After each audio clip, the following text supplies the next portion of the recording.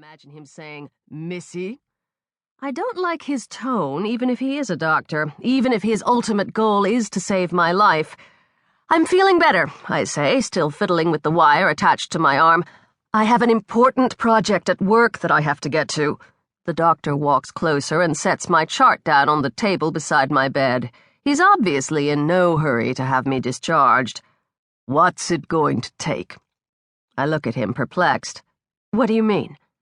"What's it going to take to get you to slow down?" "Slow down?" I shake my head. "I don't know what you're talking about." He points to the folder on the table. "I read your chart." I gave the ER doctor a rundown of my typical day.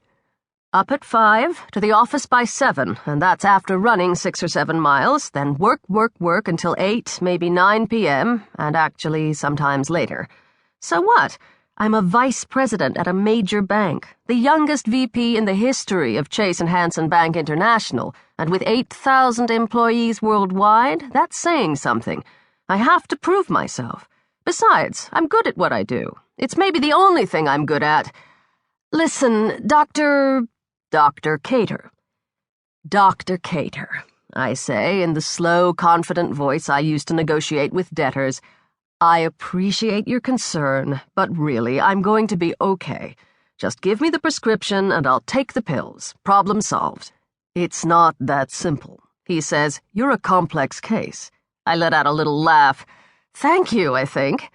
"Miss Andersen, I see that you're experiencing numbness in your hands on occasion." "Yes," I say. "I run a lot. New York is cold before sunrise." "I don't think it's that kind of numbness," he says. "I believe you have a panic disorder." "Excuse me, a what disorder?" "Panic," he says. "I think your body is under a tremendous amount of stress and that it's compensating by shutting down, in a sense." "No," I say, unwrapping the tape that's holding the IV in place. "I know what you're implying. You think I'm crazy. I'm not crazy. Others in my family, well, they may be, but I'm not." I shake my head. "Listen, are you going to take this thing out of my arm, or am I going to have to yank it out myself?" Dr. Cater looks at me for a long moment, and then sighs. "If you insist on leaving, we can't keep you here," he says. "But please, promise me that you'll at least consider slowing down. You're going to run yourself into the grave." My cell phone buzzes again. What does this guy know about me? Absolutely nothing. I shrug. Whatever I have to say to get out of here. Dr. Cater reluctantly takes the IV out of my arm and tucks a slip of paper into my hand. "This is a prescription for beta blockers. They work by blocking certain nerve and hormone signals that cause anxiety," he says. "I'd like you to take the pills, at least for the next few months, and I strongly encourage you to lighten the load. Maybe exercise a little less, cut back on your workload, take a vacation." I stifle a laugh. No one at my level takes time off. Lisa Melton, the new VP on the 9th floor, took a week off after her wedding, and even that was frowned upon. There's a certain expectation in finance that when you hit the big time, you pretty much live and breathe work. Vacation days just accrue into a lake of time off that you can never think of dipping into unless you want to drown. It's just the way it works.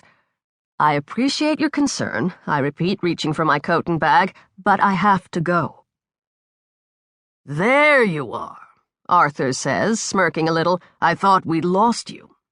My boss is shrewd, cunning, but I know that deep down he has a heart, or at least some semblance of one, which is why I once told him that he's the nicest asshole I've ever met. For his 20th anniversary with the company, I had a gold plaque engraved with those very words. "Sorry I had to leave the lunch today," I say. Listen, I had a thing come up." "A female thing?" No, I say, making an annoyed face. "Men, nothing like that." I snap back into work mode, all business. "Listen, I'm sorry. I'm here now. It won't happen again." Arthur's eyes narrow. "What in the world are you wearing?" For the first time, I realize what I must look like after spending the past 8 hours at the hospital. Disheveled hair, smeared eye makeup.